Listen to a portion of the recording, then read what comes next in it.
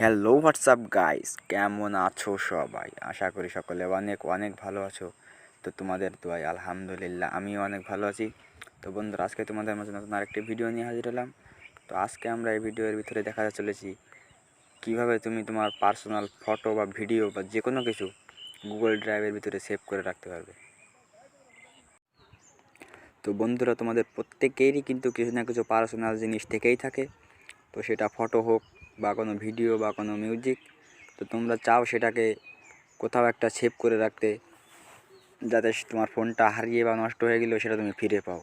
তো বন্ধুরা, আজকে এই ভিডিওটি একটু স্কিপ না করে পুরো ভিডিওটি দেখার পরে কিন্তু তোমরা তোমাদের ফাইলটাকে বা ফটো ভিডিওটাকে যে কোনো কিছুকে খুব সহজেই সেভ করে রাখতে পারবে, যেটা তুমি তোমার জিমেইলটা যে কোনো জায়গায় লগ ইন করলে কিন্তু সেটা তুমি ফিরে পাবে।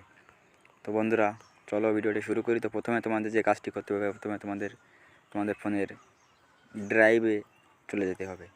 তোমরা এখানে দেখতে পাচ্ছ ড্রাইভ অপশান। তো আমি এটার ভিতরে এখন চলে যাচ্ছি।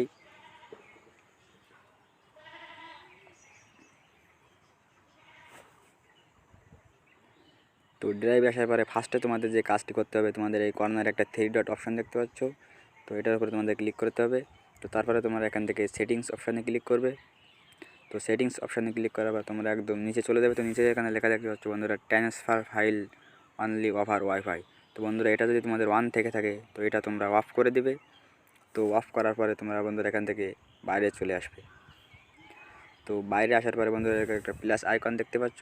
তো তোমরা প্লাস আইকনের উপর একটা ক্লিক করবে। তো প্লাস আইকনে ক্লিক করার পরে ফার্স্টে তোমরা দেখতে পাচ্ছ ফোল্ডার। তো ফোল্ডারের উপরে ক্লিক করে তোমরা এখানে যে কোনো একটা নাম দিয়ে একটা ফোল্ডার ক্রিয়েট করে নিতে পারো। তো আমি আমার ইচ্ছা মতো একটা নাম দিয়ে ফোল্ডার ক্রিয়েট করে নিচ্ছি। তো ফোল্ডারের নাম দেওয়া হয়ে গেলে তোমরা ক্রিয়েট অপশানে ক্লিক করে ফোল্ডারটাকে ক্রিয়েট করে নেবে। তো বন্ধুরা, দেখতে পাচ্ছ আমার ফোল্ডারটা কিন্তু ক্রিয়েট হয়ে গেছে। তো আমি এখন ফোল্ডারের ভিতরে আছি। তো তোমরা তোমাদের ফোল্ডারের উপরে ক্লিক করবে। তো বন্ধুরা, তারপরে আবারও তোমরা প্লাস আইকনে ক্লিক করে এই আপলোডে ক্লিক করতে পারবে। আপলোডে ক্লিক করার পরে তো তোমাদের সামনে কিন্তু এরকম একটা ইন্টারফেস শো করবে। তো বন্ধুরা, তোমরা এখানে দেখতে পাচ্ছ অনেকগুলো অপশান আছে, file manager, photo, video, audio. তো তোমরা এখান থেকে ডকুমেন্ট, যে কোনো ফাইল যে কোনো কিছু কিন্তু তোমরা এটার ভিতরে সেভ করে রাখতে পারো। তো আমি একটা ফটো তোমাদেরকে সেভ করে দেখিয়ে দিচ্ছি। তো আমি এখান থেকে ফটোর ভিতরে ক্লিক করছি। তো বন্ধুরা, দেখতে পাচ্ছ আমার গ্যালারির ফটো কিন্তু আমার সামনে সবগুলো শো করছে।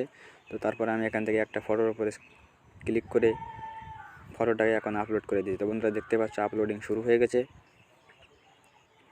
তো বন্ধুরা, তোমরা কিন্তু দেখতে পাচ্ছ আমার এই ফটোটা কিন্তু এখন গুগল ড্রাইভে সেভ হয়ে গেছে। তো বন্ধুরা, আমি আমার জিমেইলটা যে কোনো ফোনে লগ ইন করলে কিন্তু আমি এই ফটোটা ফিরে পাবো।